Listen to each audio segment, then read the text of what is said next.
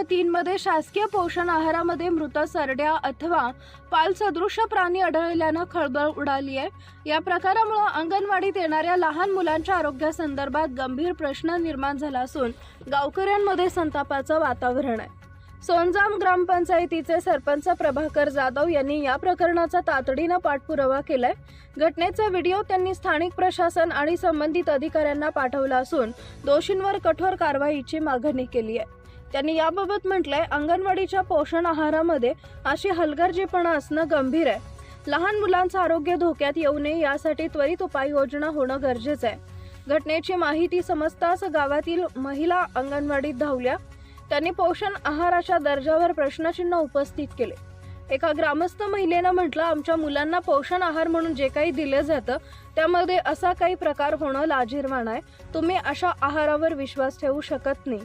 गावकऱ्यांनी जिल्हा प्रशासन